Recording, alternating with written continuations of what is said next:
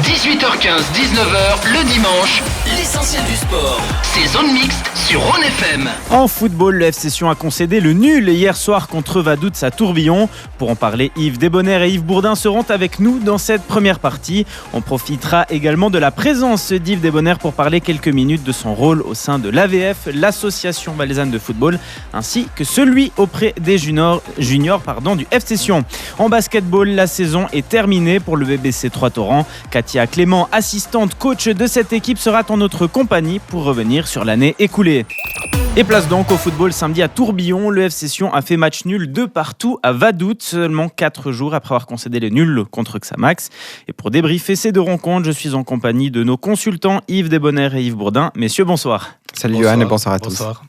Alors je vais commencer avec toi Yves Bourdin, à nouveau un match nul obtenu dans les tout derniers instants de la rencontre, avec un petit peu de recul, un jour de recul. Quel est un petit peu ton avis sur cette partie ? Ouais, 2 points de perdus pour moi hier à Tourbillon contre Vaduz. Le FC Sion qui a plutôt bien tenu le match, on va dire les 50-55 premières minutes de jeu. Peut-être un petit peu moins souverain que ce qu'on a connu du FC Sion la première partie de championnat.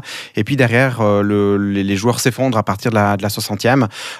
Voilà, les questions sont posées, déficit physique, peur, pression, les questions sont ouvertes et le staff du FC Sion aura du travail vraiment pour mettre toutes les têtes à l'endroit pour aller du côté de Baden, et là il n'y aura pas droit à l'erreur, mais on est passé à côté de quelque chose hier. Le point positif, c'est que soit contre Xamax, soit contre Vaduz, on marque des buts vraiment à la toute dernière minute, donc ça veut dire que le côté mental est encore là, ça c'est important, mais il faut corriger quelque chose là pour les prochaines rencontres. Arrive Desbonheur, aussi une question. Le FC Sion, c'est 3 nuls, 1 défaite et 1 victoire sur les 5 dernières rencontres. Ça fait 6 points sur 15 possibles.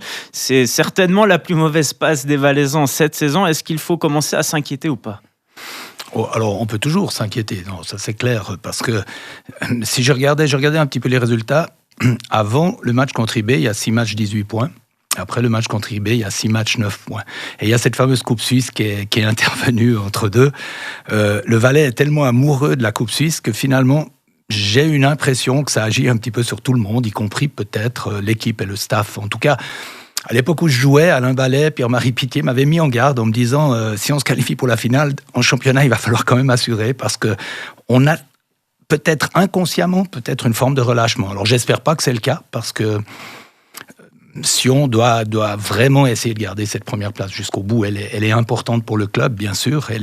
Mais comme disait Didier Tolo, et je pense qu'il a raison à quelque part, Sion aurait bien aimé être là au début de la saison, quand on y pense. Ils sont premiers, ils sont qualifiés pour les demi-finales de la Coupe Suisse. C'est une bonne équipe de Sion. Donc il faut un petit peu reprendre confiance, un petit peu remettre peut-être, vous l'avez dit, 2-3 petites choses en ordre, 2-3 petites choses dans le jeu, rechercher quelque chose de plus.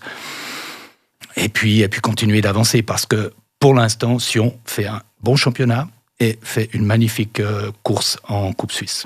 Alors que la fin de saison se rapproche, le FC Sion, du coup, comme vous l'avez très bien dit, fait une bonne saison, mais maintenant que la Coupe de Suisse est là, qu'une possible promotion l'est aussi, comment le FC Sion doit aborder cette fin de saison plutôt, parce qu'ils n'ont pas le choix, ils vont devoir jouer le championnat et la Coupe, et maintenant ils sont en bonne position pour les deux.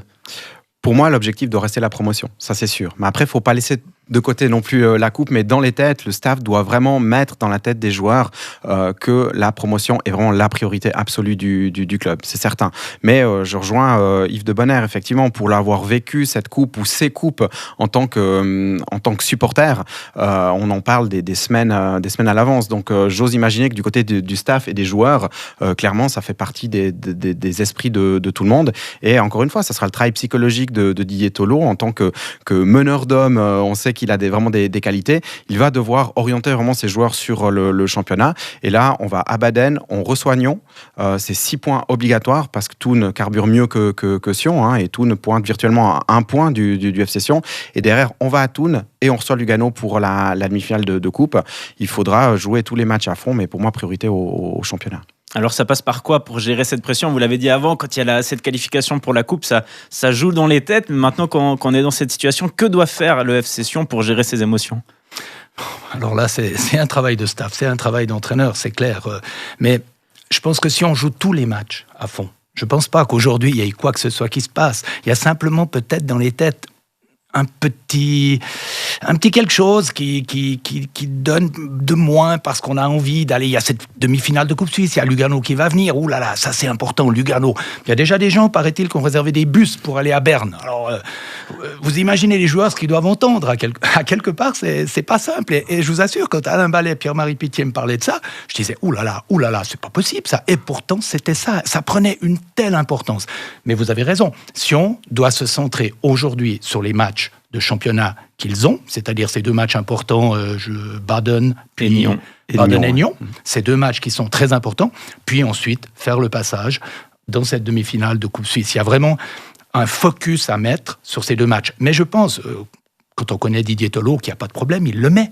Il est là. Mais après, les événements vont un tout petit peu moins bien. Sion est en général en difficulté, ils reviennent sur la fin. Alors oui, mentalement, vous l'avez dit, c'est la preuve que l'équipe, elle veut aller jusqu'au bout. Mais maintenant, il faut essayer d'être un petit peu plus conquérant peut-être avant et essayer une fois de mener au score à la 90e minute, ça serait chouette ça. Ça serait chouette pour l'entraîneur aussi parce que je pense que les pulsations actuellement, elles commencent à monter un peu trop. Alors on a commencé à parler un petit peu du calendrier qui va attendre le FC Sion, donc c'est transition toute trouvée. Peut-être pour poser le contexte, pour l'instant le FC Sion est toujours leader de Challenge League, 4 points d'avance sur Thun, mais avec un match en plus. Donc on peut partir du constat que potentiellement seulement 1 point sépare les 2 équipes à 8 journées de la fin du championnat. Yves Bourdin, première question si on va dans l'ordre. Le FC Sion a 1 semaine pour préparer son match de samedi prochain. Une rencontre face à Baden. Baden qui est pour l'instant lanterne rouge et clairement bien lanterne rouge de Challenge League. 2 questions en une. Il faut à tout prix gagner et c'est le match parfait pour se relancer. Ouais, c'est le match piège aussi par excellence. C'est du foot. Après, si on se déplacera sans Joël Schmidt qui est suspendu, qui a pris un petit avertissement hier. Donc, de toute façon, Didier Tolo devra recomposer sa défense centrale. C'est peut-être aussi l'occasion, peut-être, de faire souffler un petit peu tout le monde. On sait que Didier Tolo a tendance à garder ces mêmes hommes sur le terrain. Peut-être la fatigue vient aussi jouer un rôle parce que dans les derniers matchs, on sent un manque de justesse technique dans les 30-35 derniers mètres et un manque de lucidité aussi. Est-ce que les organismes sont fatigués? Est-ce que les têtes sont fatiguées? C'est au final, comme on le dit, c'est des histoires de centimètres qui fait qu'un but rentre ou qu'on encaisse un but. Et si on n'est pas tous à 100% au niveau de l'esprit et au niveau du physique, ça se voit aussi sur le terrain. Et hier, soit Chipperfield, soit Berdeyes, il y a quand même eu trop de déchets techniques pour mener à la 90e et puis espérer avoir une fin de rencontre tranquille. Donc peut-être contre Baden, c'est peut-être l'occasion de voir d'entrer peut-être un Rousseff, peut-être un Bouchelarem aussi. Et puis on espère tous le retour de Buat, qui est vraiment le maître à jouer dans ce milieu de terrain et qui fait bien les transitions entre la défense et l'attaque. Et aujourd'hui, c'est vraiment pour moi le joueur qui manque pour le lien entre la défense et l'attaque. C'est un joueur qui est capable de casser les lignes et qui fait la différence à mi-terrain. Et quand il sera de retour, espérons qu'il aille rapidement le rythme.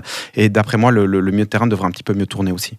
Alors après ce match contre Baden, je me tourne vers vous Yves Desbonheur, il restera 6 matchs de championnat pour le FC Sion, plus la coupe à jouer. Si on jette un petit coup d'œil au calendrier, ils vont jouer Nyon, Thun et Lugano, donc 3 rencontres compliquées et importantes, tout ça en 1 semaine. Alors dans le même temps, Thun aura aussi 3 rencontres de championnat, donc on va dire en termes de rencontres pures et dures, c'est 3 pour l'un, 3 pour l'autre.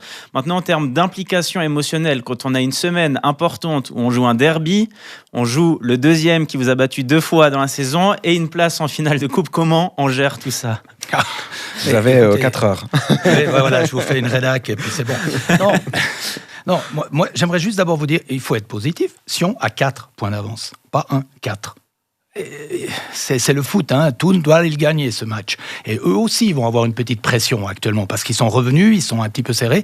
Donc il faut voir les choses encore une fois plutôt du côté positif. Ça veut pas dire un petit peu gnangnan, ouais, ça va encore. Non, c'est pas ça. Mais on est devant. Sion est devant. Ça, c'est la première chose. Maintenant, quand vous avez 3 matchs comme ça, c'est chouette. C'est chouette parce que vous allez jouer des matchs qui comptent, des matchs qui ont une impression, enfin, qui sont assez impressionnants. On va jouer Nyon, c'est à la maison. Donc là, il va falloir remettre les choses bien en place. Ensuite, vous allez à Thun, c'est la finale peut-être. C'est la finale. Peut-être qu'après Thun, on aura fait la différence. Et puis après, il y a le cadeau. Vous jouez Lugano, c'est le cadeau, c'est la demi-finale de Coupe Suisse. Donc il y a quelque chose que tous les joueurs aiment faire. Ils aiment jouer ça. Ils aiment avoir des matchs qui ont cette importance-là. Après, la préparation mentale sur ces matchs-là, elle est très importante. Là, le staff doit faire un travail de confiance, de force sur l'équipe pour qu'elle puisse vraiment être au top. Alors on parle de but A. Et c'est vrai que si on a un jeu un petit peu plus de transition, quand on regarde les stats, qui ne veulent rien dire parfois, mais c'est assez rare que si on soit dominant au niveau de la possession. La possession ne veut rien dire. On peut avoir 40% de possession et gagner les matchs. Mais vous avez besoin à ce moment-là de joueurs capables de casser les lignes, capables d'aller très vite vers l'avant pour profiter des espaces qui sont donnés si vous n'arrivez pas à avoir une possession qui vous permet de vous installer vraiment dans le camp adverse. Donc il y a des petites choses comme ça à régler, des petites choses à trouver de la part du staff, et puis de mettre, pour faire le lien de tout ça, ce qui va tenir en fait le groupe, une préparation mentale qui soit forte, mais qui ne soit pas une pression supplémentaire sur les joueurs, qui soit simplement quelque chose qui les mette dans les meilleures conditions. Alors on va profiter pour faire un petit point complet sur ce qui s'est passé durant cette 28e journée de Challenge League. Nyon a gagné 1-0 contre Baden à domicile. Arros s'est incliné sur sa pelouse 2-1 contre Schaffhouse. Thun a étrié Xamax 4-0. Ville a gagné 4-1 contre Bellinzone. Et Sion et Vaduz ont donc partagé l'enjeu, ce qui nous donne au classement le FC Sion en tête de Challenge League avec 61 points, mais une rencontre en plus que toutes les autres équipes. Deuxième, Thun pointe à 57 unités. Et ensuite, c'est un petit tir groupé, je vais y arriver. Arros et Stagnone sont 3 et 4e avec 37 points, suivis par Xamax et Ville avec 36 points. On retrouve à la 7e place Vaduz avec 32 points. De nouveau, un tir groupé, Schaffhouse et Bellinzone ont 31 points. Et enfin, Baden ferme la marche, 10e et dernier avec 24 points. Voilà ce qu'on pouvait dire sur cette 28e journée de Challenge League.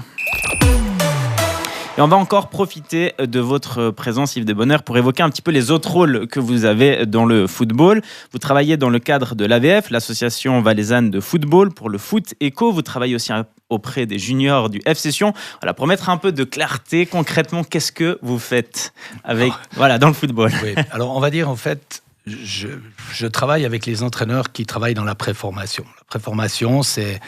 La première partie, c'est la détection dans le Valais des meilleurs talents, entre 11 et 12, mais ce n'est pas l'âge exact, c'est entre 10 et 11, on va dire. Et puis ensuite, il y a cette partie de préformation que l'ASF, l'Association Suisse de Football, a mise en place.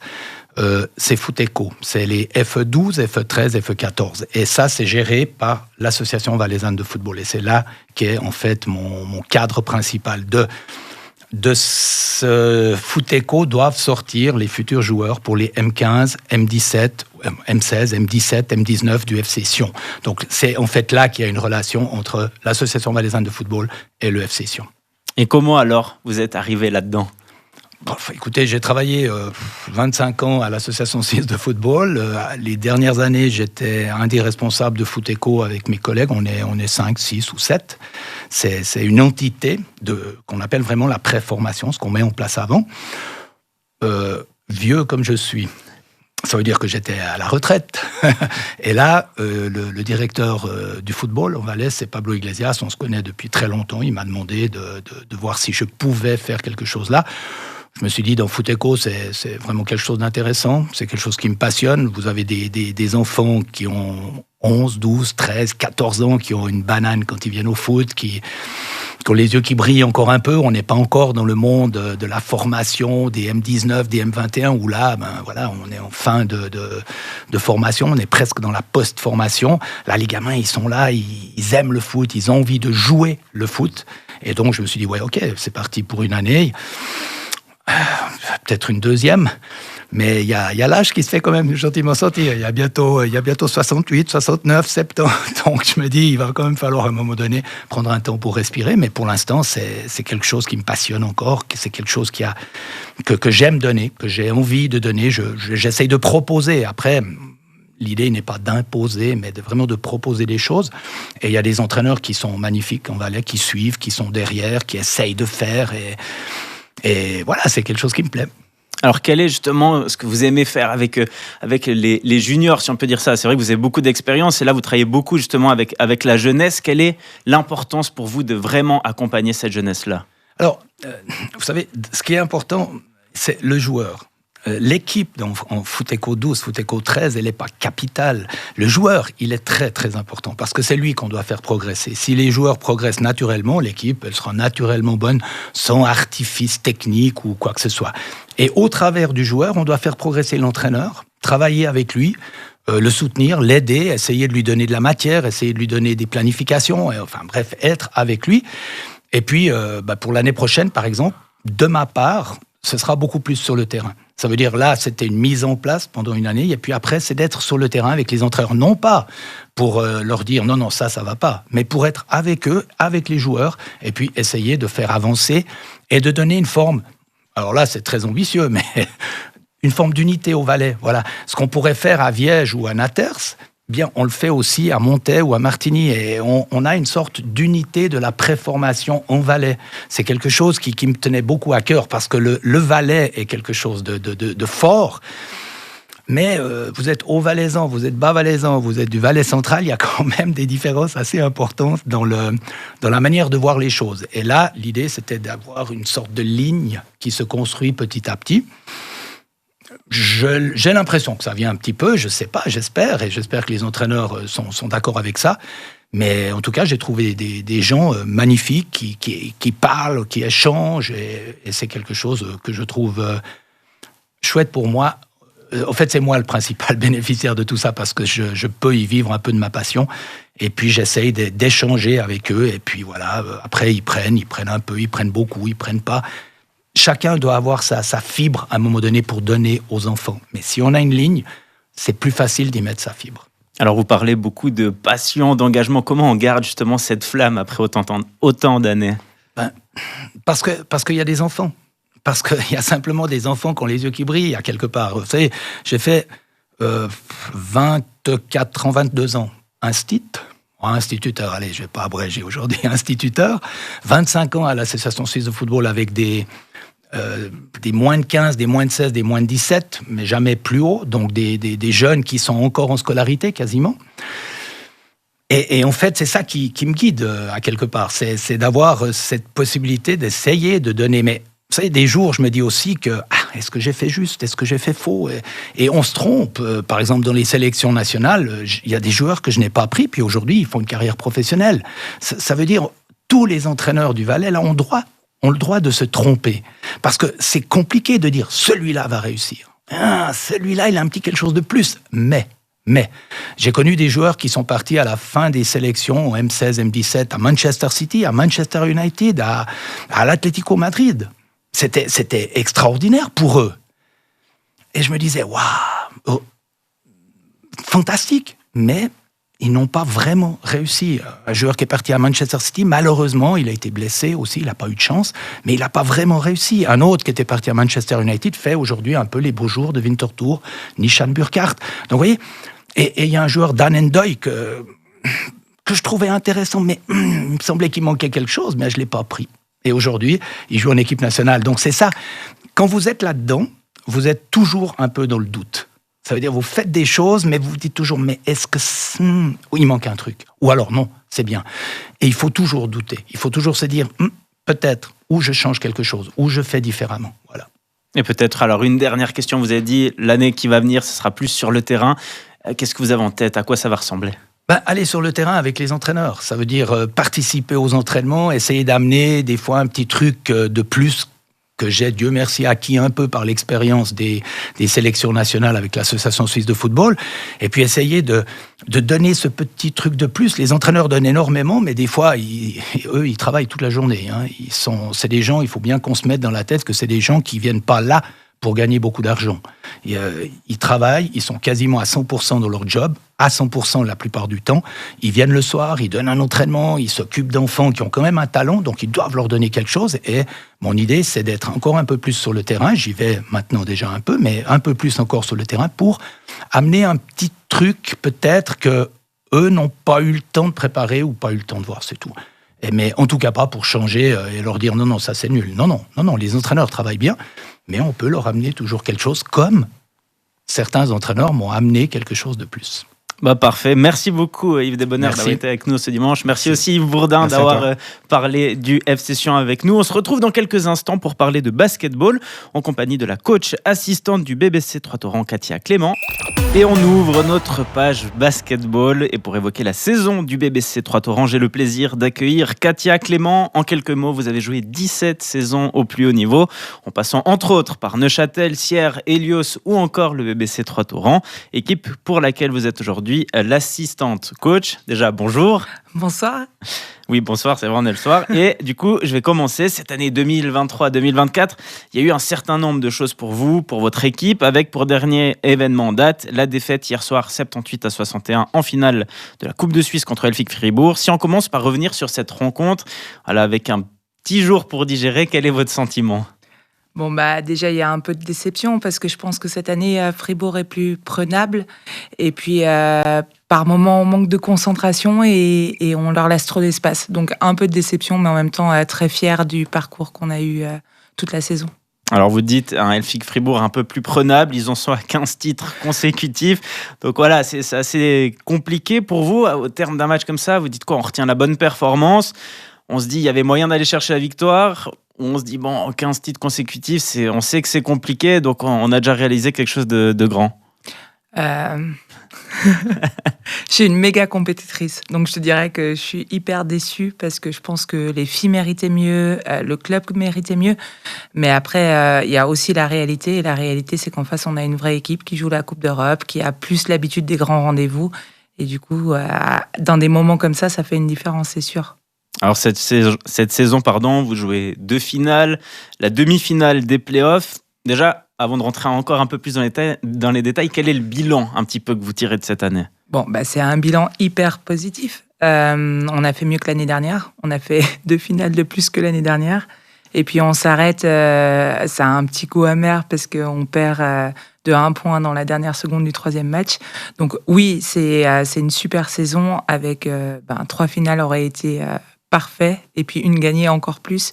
Mais on ne peut pas être plus gourmand que ça, je crois. Je crois qu'avec les moyens qu'on a, un nouveau président, une nouvelle dynamique, un changement de coach, un changement d'étrangère, je pense qu'on peut être que satisfait du parcours qu'on a fait.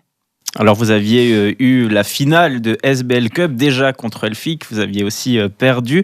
Est-ce que c'est un peu énervant de savoir que presque à coup sûr, si on arrive en finale, ça sera contre Elfic Fribourg et que pour aller remporter, c'est vraiment mettre fin à une hégémonie? La question piège.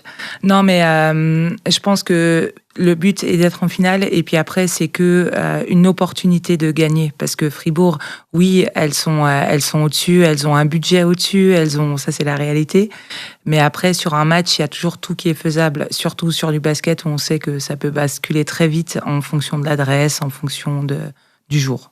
Alors, vous l'avez évoqué avant, vous manquez la qualification pour la finale des playoffs d'un tout petit point à la dernière seconde. Comment on digère quelque chose comme ça ? Vous êtes passé à un cheveu de 3 finales et ça s'arrêtait en demi-finale. On a dû digérer vite. Il y avait une finale derrière. Non, mais je pense que quand on va au bout de ce qu'on peut, et puis que là, c'était le bout du bout, vu que c'était le 3e match et le match décisif, on digère plus facilement aussi parce qu'on sait qu'on a fait tout ce qu'on a pu. Et puis vous avez dit aussi, évidemment, vous auriez aimé gagner une finale, mais au final, si on prend la saison telle qu'elle est, à savoir double finale, une demi-finale, malgré le fait qu'il n'y a pas de titre, vous êtes heureuse de cette saison ? Ouais, fière. Je pense que le mot, il est plus fier que heureuse. Heureuse, je suis une compétitrice, on est un jour après la finale, c'est encore un peu tôt. Mais de dire que je suis fière du club, fière des filles, ça, je peux le dire. Et donc, on va un petit peu maintenant parler de votre rôle, de vous, assistante coach. Concrètement, à quoi ça ressemble ? Qu'est-ce que vous faites un petit peu sur le parquet ? Je suis assistante coach, c'est à temps partiel parce que je travaille à côté à 90%. Donc, ce que j'apporte, c'est un peu d'analyse vidéo, pas la totalité parce que j'en ai pas le temps. Et puis après, c'est des inputs. Mon rôle est d'être entre le coach et les joueuses et donc d'amener un peu des choses du terrain vers la coach.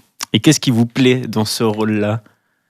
C'est l'aspect tactique, je pense, le plus, parce que c'est analyser, c'est voir des joueuses. Tout à l'heure, j'entendais Yves Desbonheur qui parlait de détecter des jeunes joueuses. Ça me plaît et ça me permet de voir beaucoup de filles passer. Donc cet aspect-là me plaît. Et puis l'aspect communication me plaît aussi. L'aspect, sur le moment dans le match, réussir à donner un retour direct à la coach pour qu'elle puisse prendre une décision, ça c'est des choses qui sont intéressantes, stressantes mais intéressantes. Ouais, justement, vous évoquez ce rôle que vous avez avec le ou la coach en plein match, il est important, vous apportez des choses qui permettent ensuite au coach de prendre d'autres décisions, des choses qu'il n'avait peut-être pas forcément vues. Dans l'idéal, oui. Après, c'est pas tout le temps que ça fonctionne, des fois on n'est pas d'accord. Mais je pense que le coach, il est debout, il est dans le match, il est dans l'ambiance du match. Moi, je suis sur le banc, j'ai un peu plus de recul. J'observe pas forcément la même chose. Donc, je pense que c'est important, un assistant, parce que pas toutes les équipes de Ligue nationale A ont un assistant. Un assistant, c'est important pour faire ce lien, pour, dans les moments chauds, aider à prendre une décision. Alors vous avez dit, vous travaillez à 90% à côté.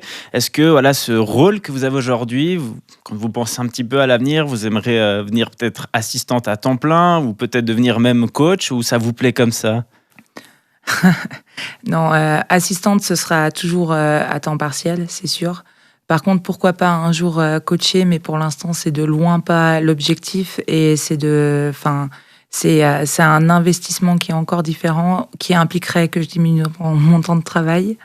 Et c'est pas dans les tuyaux. Vu que j'adore le métier que je fais, c'est un peu compliqué à choisir. Alors vous êtes encore dans le monde du basket. Quand vous avez évolué 17 ans au plus haut niveau, que vous continuez d'être là, des fois vous avez envie de retourner sur le parquet, ou comme ça vous convient aujourd'hui? Étant donné que j'ai mis les pieds sur le terrain cette année, ça risque d'être compliqué de répondre. Non, mais si mon corps me le permettait, probablement que je jouerais encore. Là, c'est plus le cas, parce qu'une saison, c'est long, parce que le basket, c'est un sport de stop and go, et du coup, mon corps est plus coopératif. Et je suis heureuse dans ce que je fais. On n'a pas l'impression, vu que je reviens, mais en général, je reviens parce que j'aime le basket, et quand mon équipe est en difficulté, je viens aider. Alors, on va un petit peu évoquer maintenant l'avenir du club, le vôtre, celui du BBC Troyes-Torrents.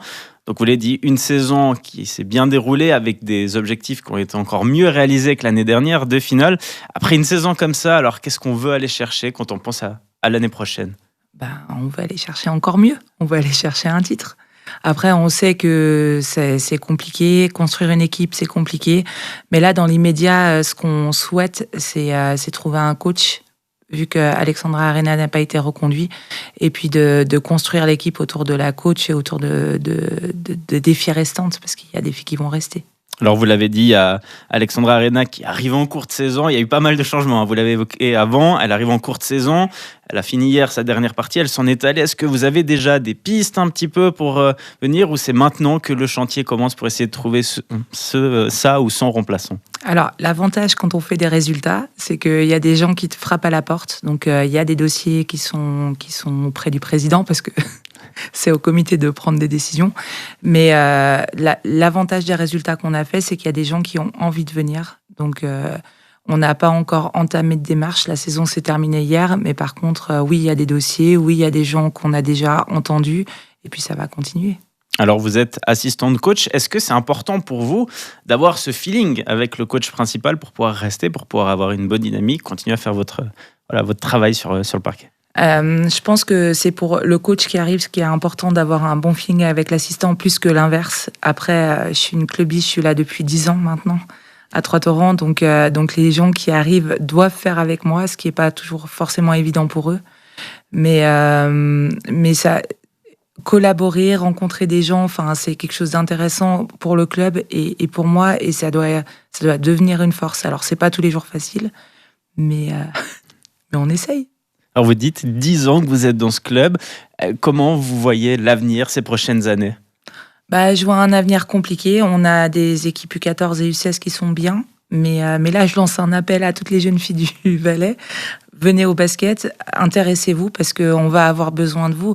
Je pense qu'on est dans un moment où, après Covid, le sport d'équipe a perdu un peu de nombre. Et du coup, l'idéal serait d'avoir des U18, une première ligue. Pour l'instant, on n'en a pas, et il faut qu'on élargisse la base pour y arriver.